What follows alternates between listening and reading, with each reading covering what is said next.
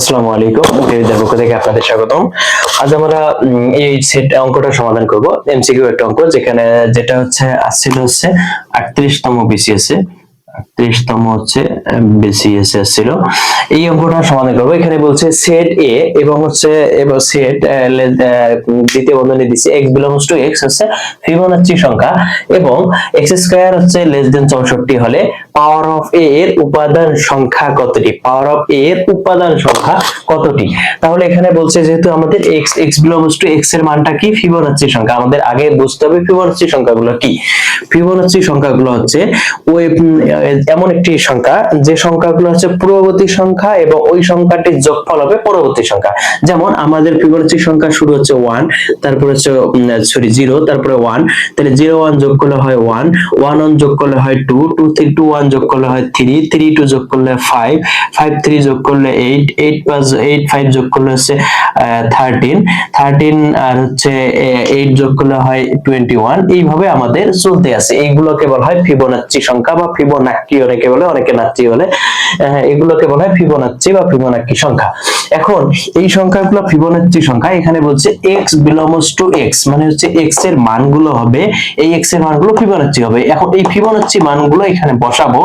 বসানোর পর দেখতে হবে x এর মান এখানে বর্গ করার পর 64 থেকে ছোট মানগুলো, নট 64 থেকে ছোট মানগুলো হইতে হবে।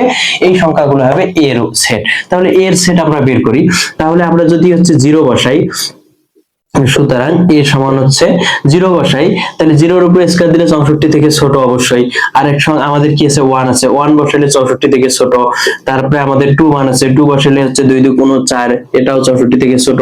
3 বসাইলে 3 3 কে 9, এটাও 64 থেকে ছোট। 4 বসাইলে 4 4 এ 16, 64 থেকে ছোট। 5 বসাইলে 4 নাই আমাদের ফিবোনাচ্চির মধ্যে 4 নাই, তাহলে 5 বসাইলে কত হয়? 5 5 এ 25, তাইলে 5 ও হয় আমাদের 64 থেকে ছোট। 6 নাই আমাদের, 8 আছে, 8 8 এ 64, তার মানে আমাদের 8 64 নেওয়া যাবে না, 64 থেকে ছোট বলছে। এখন এই মানগুলো আমাদের আমাদের a সেট। এই মানগুলো আমাদের কি সেট? a set. এখন বলছে যে পাওয়ার অফ a এর উপাদান সংখ্যা কতটি? পাওয়ার অফ a, এই পাওয়ার অফ a বলতে এই উপাদান সংখ্যা আমরা যে বের করি, পাওয়ার অফ মনে করেন a, তাইলে এইটা বের করি কিভাবে?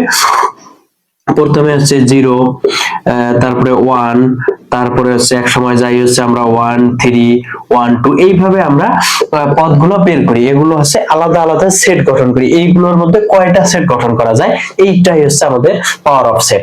এখন এই কয়টা সেট গঠন করা যায় কিভাবে আমরা বুঝবো? এই উপাদান সংখ্যার 2 এর পাওয়ার n, এই সূত্র অনুসারে বুঝবো আমরা এখানে কয়টা পদ গঠন করা যাবে, কয়টা সেট গঠন করা যাবে এইগুলো সংখ্যা দিয়ে। তাহলে 2 এর পাওয়ার n বলতে কি 2 এর পাওয়ার এখানে পদ যতটা অত n এর মান সমান অত। তাহলে 1 2 3 4 5টা, তাহলে 2 এর পাওয়ার 5। এখানে যদি 6 থাকতো 2 এর পাওয়ার 6, তাহলে 2 এর পাওয়ার 5 মানে কত? 2 2 গুণে যায়, 4 2 গুণে 8, 8 2 গুণে 16, 16 2 গুণে 32। তাহলে আমাদের 32টা, এই সংখ্যা কয়েকটা দিয়ে 32টা সেট গঠন করা যাবে।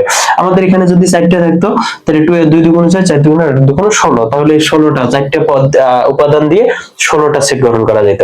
16টা আলাদা আলাদা সেট গঠন করা যেত, সব মিলে তো একটা সেট হইতো আবার। যাই হোক, তাহলে আমাদের 2 এর পাওয়ার 5, এই 2 এর পাওয়ার n সূত্র দ্বারা আমরা যে কোনো এরকম পাওয়ার সেটের উপাদান সংখ্যা বের করার সূত্র আমরা বের করতে পারবো। তাহলে আমাদের এই এর মান 6টা, কয়টা? 5টা দিয়ে আমাদের কত হয়? 32টা উপাদান পাওয়া যাবে। তাহলে 108 32 খ নম্বর। আশা করি বুঝতে পারছেন। না বুঝতে পারলে প্রশ্ন করতে পারবেন। ধন্যবাদ। আসসালামু আলাইকুম।